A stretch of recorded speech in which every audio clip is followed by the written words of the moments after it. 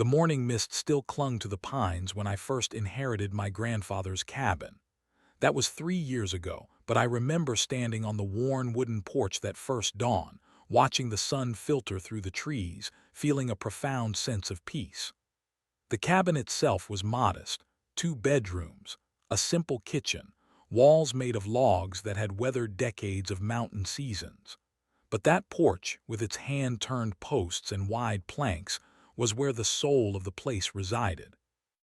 Every morning I would carry my coffee out there, settle into the rocking chair my grandfather had built, and watch deer graze at the edge of the clearing. A family of cardinals had made their home in the nearby spruce, their bright red feathers flashing between the branches. The world beyond my 5 acres seemed distant and unimportant in those quiet moments.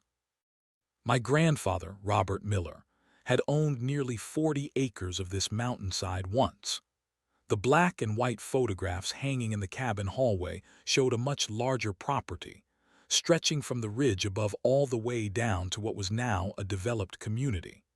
In one faded picture, my grandfather stood proudly beside a large boulder marking the spring that now sat somewhere inside the Pinecrest Estates development.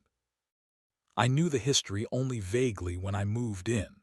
Grandpa had sold most of the land in the late 1970s when the logging company he worked for closed down.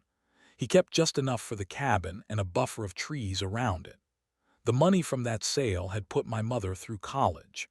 The developer had built the first phase of Pinecrest Estates shortly after, though the fancy community pool and clubhouse were added much later, perhaps 15 years ago. Sometimes I heard children laughing from that direction on hot summer days. The sound would drift up through the trees, along with the occasional splash. I never minded.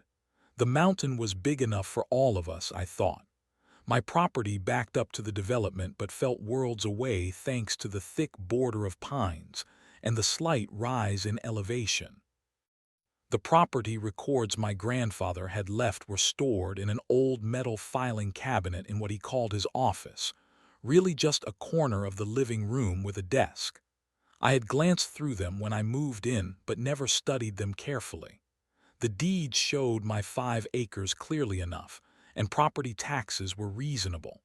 I was content with my boundaries and my solitude. I spent those first years restoring the cabin, replacing rotted wood, updating the plumbing. The porch had been my most recent project. Some of the floorboards had begun to sag, so I carefully removed them one by one, replacing them with similar aged wood from a salvage yard. I wanted to preserve my grandfather's craftsmanship while ensuring the structure would last another generation. There had never been any formal contact with the HOA before. Occasionally, I would see someone in a golf cart patrolling the perimeter of their development, but they stayed on their side of the tree line, and I stayed on mine. I had heard stories about the strict rules at Pinecrest: no clotheslines visible from the street, trash cans that could only be out between specific hours, a complex approval process for any exterior changes. I counted myself fortunate to be exempt from such oversight. That all changed on a Saturday in early May, when the distinct sound of someone clearing their throat pulled me from my book. I looked up to see 3 people standing at the edge of my porch, and my peaceful existence shattered in an instant. The woman who stood front and center wore crisp, white tennis clothes and oversized sunglasses pushed up into perfectly highlighted blonde hair. Behind her stood 2 men in identical blue polo shirts with Pinecrest Estates embroidered on the pockets. One held a clipboard while the other seemed to be recording something on his phone. "Excuse me," the woman said, her voice like wind chimes made of ice. "You are currently trespassing on Pinecrest Estates property." I closed my book slowly, certain I had misheard. "Pardon me. This structure," she gestured dismissively at my porch, "is encroaching on HOA land. According to our community bylaws, no unauthorized structures are permitted on common areas." I stood up, confused but trying to remain polite. There must be some mistake. This cabin and the land around it have been in my family for generations. My grandfather built this porch himself back in the 60s. The woman, who had not bothered to introduce herself, gave a tight smile that never reached her eyes. Well, our records indicate otherwise. The property line for Pinecrest Estates extends to just behind where your cabin sits. This porch area is clearly on our side of the boundary. The man with the clipboard nodded solemnly. We have documentation. He did not offer to show me any such documentation. I have documentation too, I replied, feeling the first stirrings of alarm. I have the deed inside. This is private property. The woman laughed, actually laughed, as if I had told a mildly amusing joke at a dinner party. Listen, Mr. Miller, James Miller. Mr. Miller, I am Karen Westfield, president of the Pinecrest Estates Homeowners Association. These are board members Thomas Beck and Richard Davis. We take property boundaries very seriously, and we have had our lines professionally surveyed. This porch extends approximately 12 feet into HOA property. I felt my neck growing hot. That is not possible, my grandfather. Karen cut me off with a raised hand. Your grandfather may have built whatever he wanted back when this was all wilderness, but Pinecrest Estates has been established for decades now. We have legal boundaries, and we are simply enforcing them. Thomas, the one with the clipboard, stepped forward. We will need you to remove this structure within 30 days. After that time, we will be forced to take corrective action. Corrective action, I echoed, hardly believing what I was hearing. This is my home. You cannot just walk up and tell me to tear down part of it. Richard finally spoke, his voice surprisingly gentle compared to the others. We understand this is upsetting, but rules are rules. The HOA is willing to allow you 30 days to comply, which is more than generous. I am not tearing down my porch, I stated firmly. There has been a serious mistake. I have the property deed and I can prove this is my land. Karen sighed dramatically. You will be receiving official notice tomorrow. I suggest you consult with a lawyer if you wish to dispute our findings, but I assure you that would be a waste of your time and money. She turned to leave, then paused. Oh, and we noticed you have replaced some of the porch boards recently. Any construction on HOA property requires prior board approval. That will be an additional violation. They left as abruptly as they had arrived, marching back through the trees toward the development. I stood frozen on my porch, feeling as if the ground beneath my feet had suddenly become unstable. True to their word, the next morning a thick envelope had been pushed under my door. Inside was a formal letter on Pinecrest Estates letterhead, stating that my porch was encroaching on HOA common property and must be removed within 30 days. There were color photographs of my cabin from various angles, with red lines drawn to indicate what they claimed was the true property boundary. According to their map, the line ran just inches from my cabin's front door. I sat at my kitchen table, hands trembling slightly as I read through the dense legal language. They cited bylaws, county ordinances, and threatened fines of $100 per day after the 30-day period, plus the cost of remediation if they had to remove the structure themselves. The final paragraph stated that while the HOA values neighborly relations, they would pursue all available legal remedies to protect community property. It was signed by Karen Westfield, whose signature was as sharp and angular as her personality. I set the letter down and stared out the window at the porch that had been my sanctuary. Something was very wrong here, and I needed to find out what before they destroyed a piece of my family heritage. The attack on my porch sent me into a research frenzy.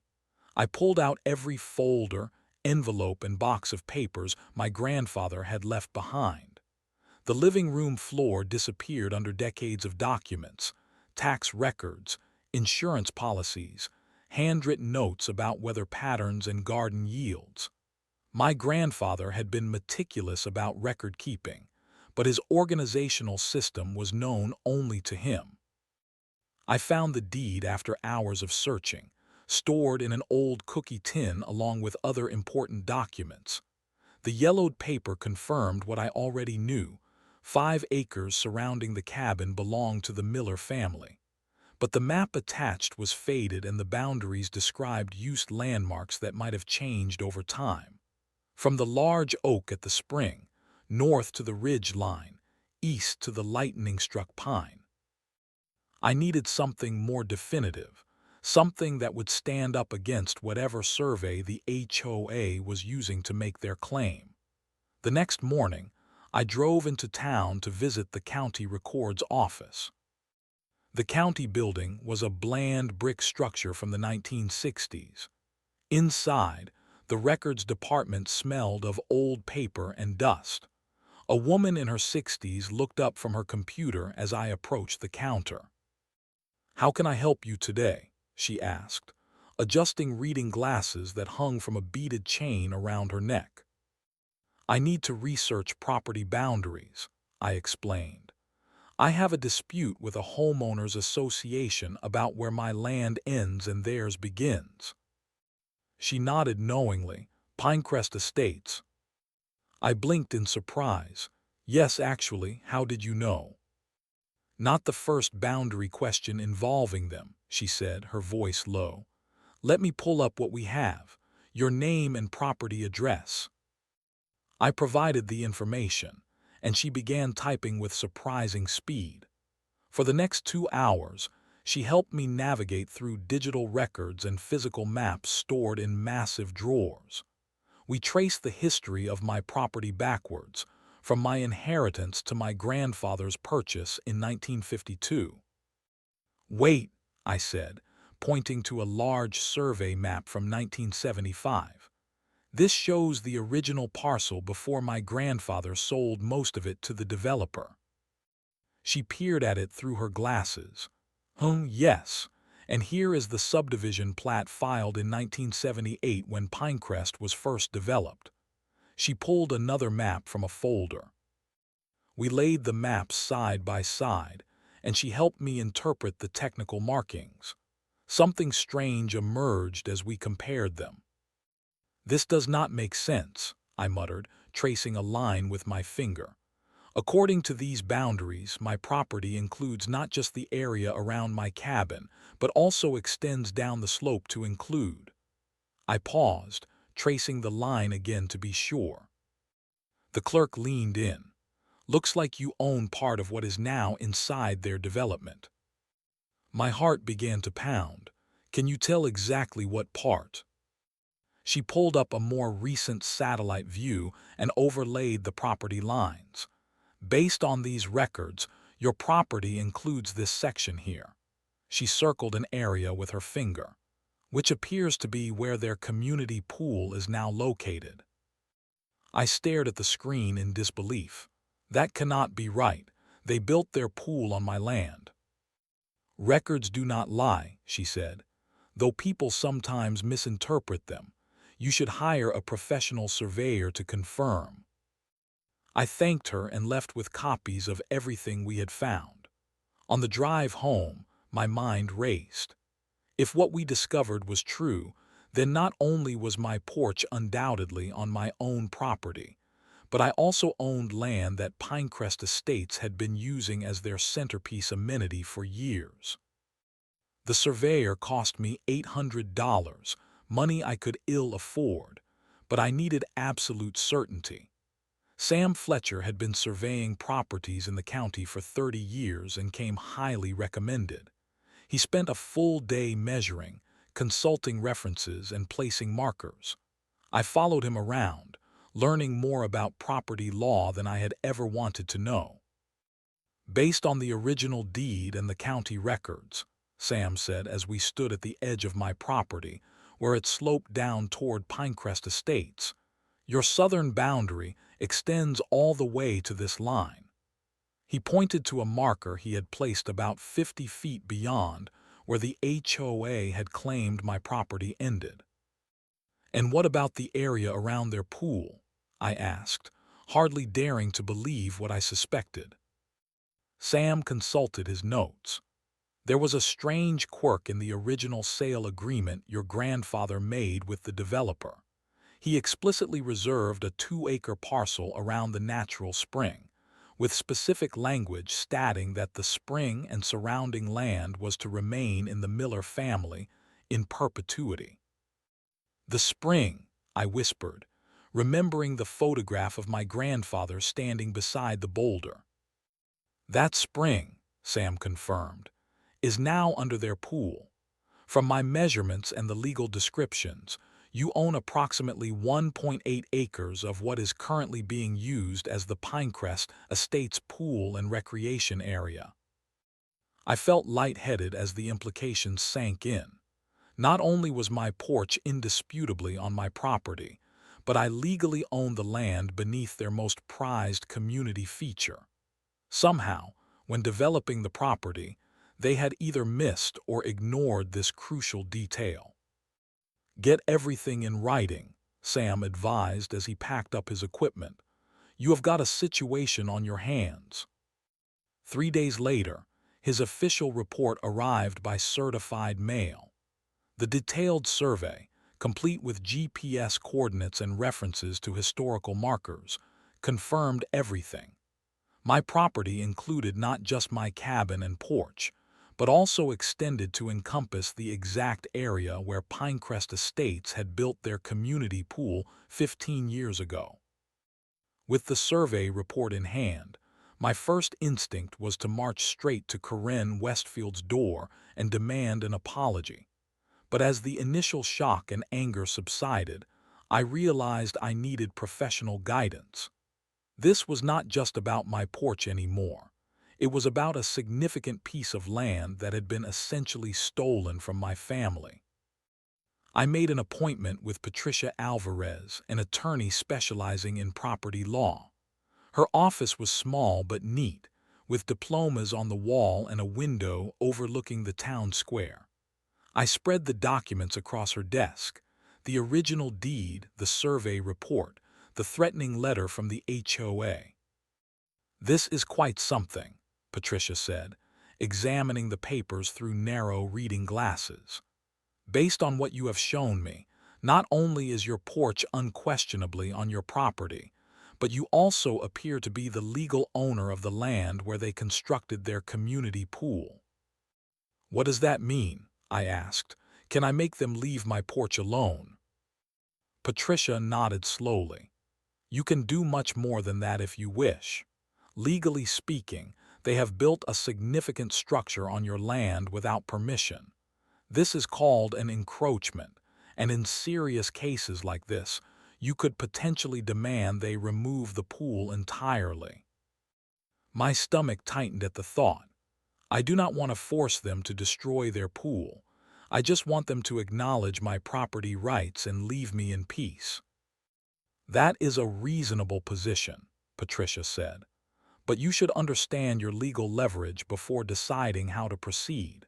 They have been using your land without compensation for approximately 15 years.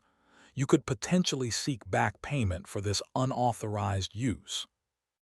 She explained my options carefully. I could demand removal of the encroachment, seek financial compensation, negotiate an easement agreement allowing them to continue using the land for a fee, or some combination of these approaches. Take some time to consider what outcome you want, she advised.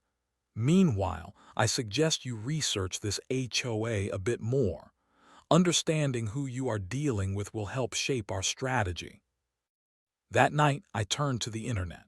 What I discovered about Pinecrest Estates HOA disturbed me deeply. Their community forum was filled with complaints about excessive fines and selective enforcement of rules. One elderly resident had been fined repeatedly for a rose trellis that extended 2 inches above the permitted height. A veteran had fought a year-long battle to keep an American flag on his porch. A young family had been threatened with liens for installing a basketball hoop for their children. Most concerning were the multiple complaints about Corinne Westfield herself. Residents described her as power-hungry and vindictive. Several people reported receiving special exemptions from rules after making donations to her preferred charity, which happened to be run by her sister. I dug deeper, searching public records. 3 homeowners had taken legal action against the HOA in recent years. 2 cases were settled with confidentiality agreements. The third was dismissed after the homeowner suddenly moved away. As I read story after story, something shifted inside me. This was not just about protecting my property anymore. Corinne and her board had been bullying people for years, using their power to intimidate rather than to build community. Now they had turned their sights on me, an outsider who did not even live in their development.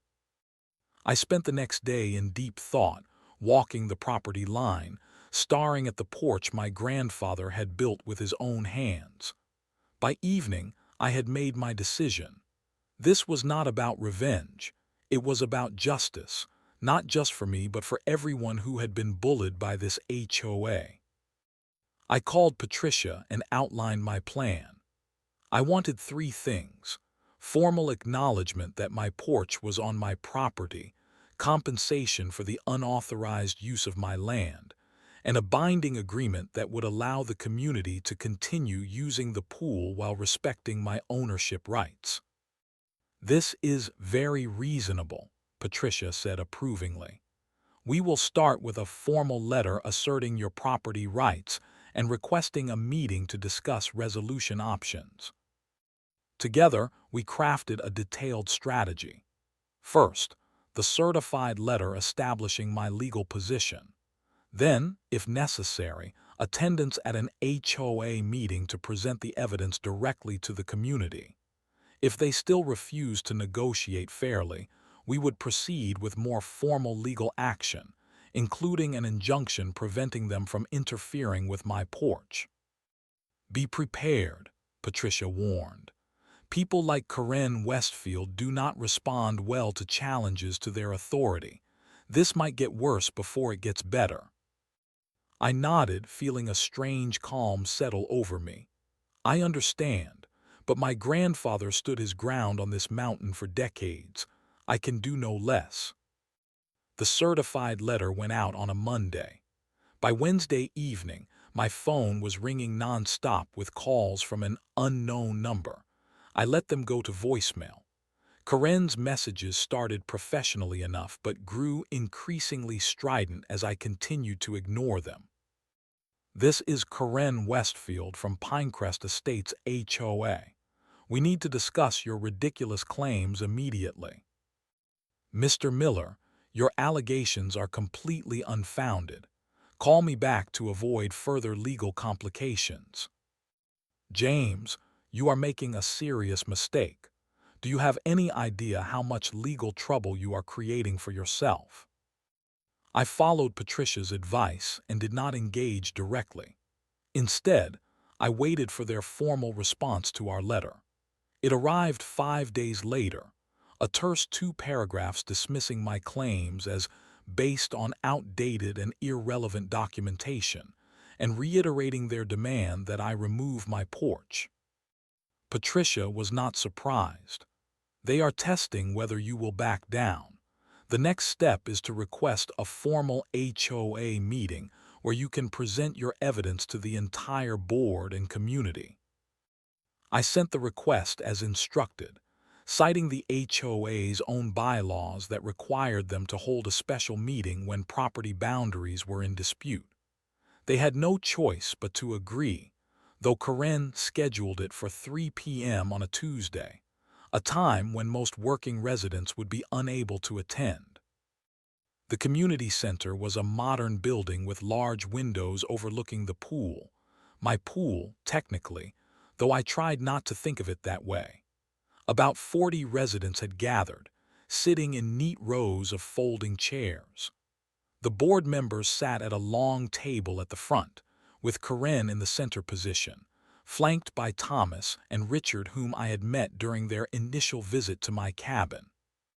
Corinne called the meeting to order with a sharp rap of her gavel. We are here today to address the unfounded claims made by Mr. James Miller regarding property boundaries between his cabin and our community land. I sat quietly in the back row, Patricia beside me, waiting for my turn to speak. Corinne spent 20 minutes presenting the HOA's position, complete with a PowerPoint presentation showing aerial photos with property lines drawn exactly where they wanted them to be. As you can see, she concluded, gesturing to the screen, Mr. Miller's porch clearly encroaches on HOA common land. While we sympathize with his attachment to this unauthorized structure, rules must be enforced consistently for the good of all residents. Several heads nodded in agreement. I noticed many residents glancing at me with suspicion or outright hostility. Now, Corinne continued, Mr. Miller has requested time to address the board. We will allow him 5 minutes to present his position, after which the board will deliberate and make a final determination. 5 minutes to explain a century of property history and 15 years of encroachment. Patricia squeezed my arm reassuringly as I stood and walked to the front of the room. I had brought my own materials, the survey report, historical photographs, and county records, which Richard reluctantly helped me display on their projector. Thank you for allowing me to speak, I began, my voice steadier than I felt. My name is James Miller. My grandfather purchased our property in 1952, long before Pinecrest Estates existed. When he sold part of his land to developers in the late 1970s, he specifically retained ownership of certain portions, including the land around his cabin and a 2-acre parcel surrounding the natural spring that had been on our property for generations.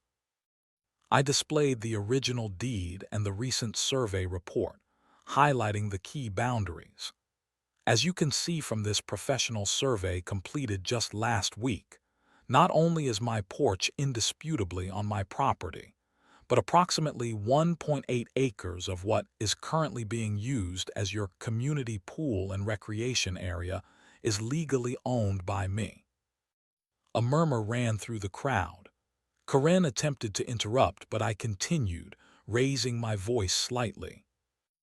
I have no desire to disrupt your community. I am not asking for the pool to be removed.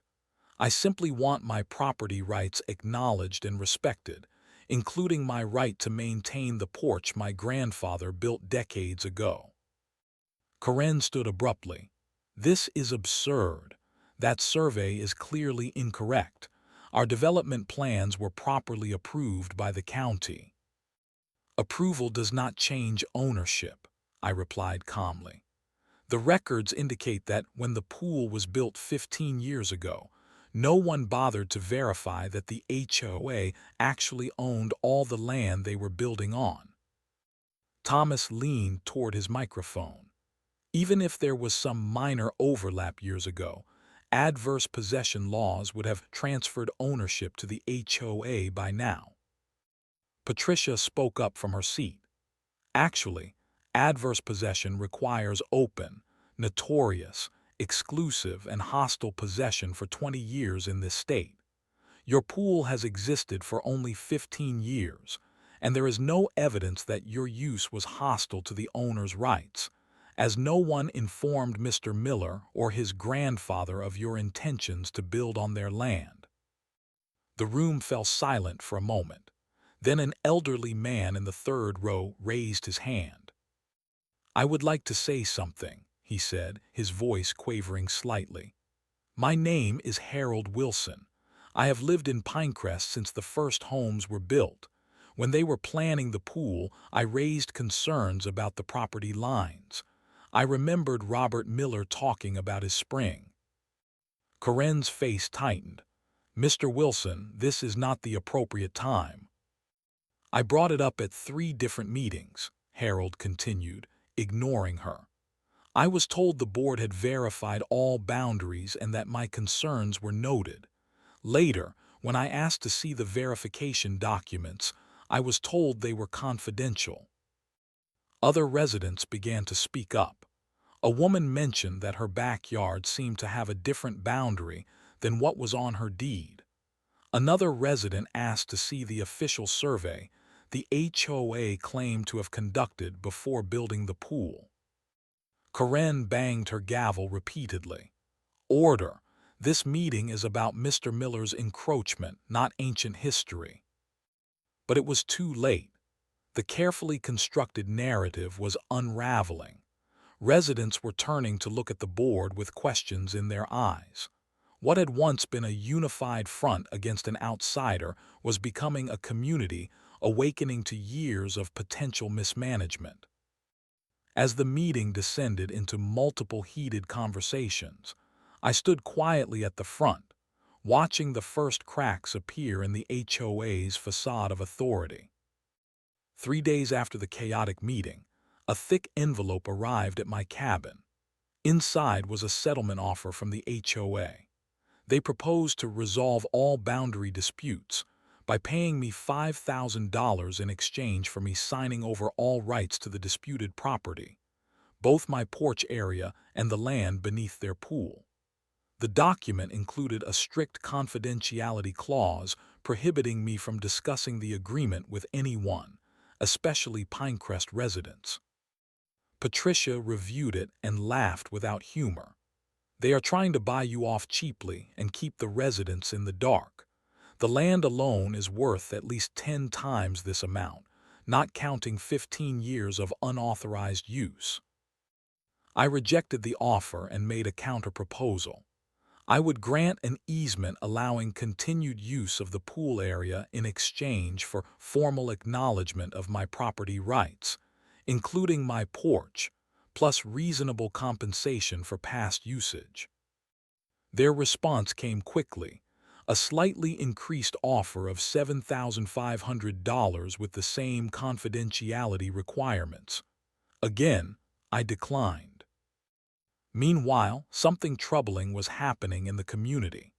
Several residents who had spoken up at the meeting reported receiving violation notices for minor infractions that had been overlooked for years. Harold Wilson found a citation on his door for unapproved landscape edging that had been in place for a decade. Board members began a whisper campaign against me. I heard from a sympathetic resident that Corinne was telling people I was trying to extort the community and force them to tear down their pool unless they paid me hundreds of thousands of dollars. None of it was true, but the rumors spread quickly. One evening, I was grocery shopping in town when a woman approached me in the cereal aisle. "You are James Miller, correct?" she asked quietly. I nodded, recognizing her from the HOA meeting. "I live in Pinecrest," she continued, glancing around nervously. "I just wanted you to know that not everyone believes what Corinne is saying about you. Some of us have dealt with her tactics before." She quickly explained that a small group of residents had been trying to challenge the board's leadership for years, but had been stymied by procedural roadblocks and intimidation. My property dispute had given them new momentum. "Be careful, though," she warned before walking away. "Corinne does not like to lose." I drove home that night feeling a mixture of determination and unease. Patricia had warned me this might get ugly, but I had not fully appreciated what that might mean. The next morning, I woke to the sound of heavy rain. I made coffee and stepped out onto my porch as I did every morning, only to find devastation. During the night, someone had taken a saw to the support posts on one side of the structure. The roof now hung at a dangerous angle, and several railings had been ripped away entirely. The rain had soaked the exposed wood, causing additional damage. On the damaged section, someone had spray-painted "Final Notice" in bright red letters.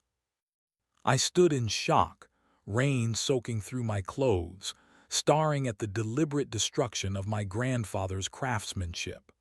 My hands shook as I called Patricia, then the sheriff's department to report the vandalism. The deputy who responded took photographs and notes but did not seem optimistic. "Hard to prove who did this," he said, examining the damage. "No security cameras out here, I suppose." I shook my head. There had never been any need for cameras in this peaceful place, until now. News of the vandalism spread quickly through Pinecrest Estates. The community's unity continued to fracture. Some residents drove by slowly, staring at my damaged porch with what looked like satisfaction. Others stopped to express concern or outrage at what had happened. The third settlement offer arrived the day after the vandalism. $10,000, and a small adjustment to the property line that would generously allow me to keep my porch, or what remained of it. The letter implied that further unfortunate incidents might occur if the dispute continued. Patricia was blunt when I called her. "This has crossed the line into criminal intimidation. We need to take more aggressive legal action now." She filed for an emergency injunction to prevent further interference with my property, and drafted a formal lawsuit against the HOA for trespassing, property damage, and the unauthorized use of my land. We also reported the implied threats to the sheriff's department. The situation had moved beyond simple negotiation. Whatever hopes I had harbored for a quiet, amicable resolution were gone, destroyed along with my grandfather's porch. I authorized Patricia to proceed with all necessary legal actions. "I never wanted this fight," I told her as I signed the paperwork. "But I cannot let them win through intimidation and destruction. This has to stop." As we filed the legal documents, local news outlets began calling. Someone, perhaps Harold or one of his friends, had tipped them off about the dispute and the vandalism. The story was spreading beyond our mountain community, shining an uncomfortable light on Pinecrest Estates HOA and their tactics. The county courthouse was a grand old building with marble columns and wooden benches polished by decades of use. I sat beside Patricia as the judge, an older woman with silver hair and penetrating eyes, reviewed the thick folder of documents before her. Representatives from the HOA sat at the adjacent table, but noticeably absent was Corinne Westfield. Instead, they had brought in an attorney from the city, a man in an expensive suit who looked uncomfortable as he shuffled through his papers. Judge Martinez looked up from the documents, her expression stern. "I have reviewed the evidence presented, including the original deeds, the recent survey, and documentation of the ongoing dispute. The property boundaries in this case seem quite clear to me." She pulled out a map and pointed to the marked lines.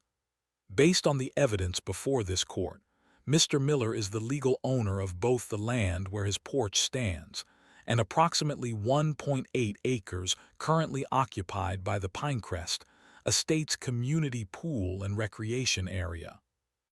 The HOA attorney attempted to argue adverse possession again, but the judge cut him off. "Counselor, the statutory period for adverse possession is 20 years. The pool has existed for 15. Furthermore, there is evidence suggesting the HOA board was made aware of potential boundary issues prior to construction, but chose to proceed anyway. This could constitute bad faith, which would invalidate an adverse possession claim even if the time period had been satisfied." Her ruling was decisive. Not only did she confirm my ownership rights to both disputed areas, but she also granted a permanent injunction preventing the HOA from interfering with my property in any way. Additionally, she ordered the HOA to pay for the repair of my vandalized porch, though she noted that criminal charges for the vandalism would need to be pursued separately if the perpetrators could be identified. Rather than immediately asserting control over the pool property, I proposed a solution. A formal easement agreement granting Pinecrest estates the right to continue using the pool area in exchange for fair compensation and explicit recognition of my property rights. I have no desire to disrupt the community's access to their pool, I explained to the court. I simply want my rights respected and appropriate compensation for the use of my land. The judge nodded approvingly. A refreshingly reasonable approach. I will give the parties 30 days to negotiate the terms of such an agreement. News of the ruling spread quickly. That evening, a crowd gathered near my cabin, not with threats but with apologies and offers of help. Harold Wilson was among them, along with many residents I had never met. We had an emergency community meeting after the ruling, a woman explained. Corinne, Thomas, and Richard have all resigned from the board. We voted in temporary leadership until proper elections can be held. Over the following weeks, something remarkable happened. What had begun as a bitter property dispute transformed into community healing. Residents shared stories of their own struggles with the previous board's aggressive tactics. A petition circulated to revise the HOA bylaws to prevent future abuses of power. Most touching was the weekend when a dozen Pinecrest residents arrived at my cabin with tools and lumber. Together, we rebuilt my grandfather's porch, stronger and more beautiful than before. People I had never spoken to a month earlier worked alongside me, sharing stories and food as we hammered and sawed. The formal easement agreement was finalized a month later. The HOA would pay fair market rent for the use of my land, with the funds primarily directed toward community improvements and a scholarship fund for local students, a suggestion that came from the residents themselves. A simple fence now marked the true boundary between my property and the development, but it included a decorative gate. On summer evenings, I sometimes joined the families at the pool, welcomed now as a neighbor rather than an adversary.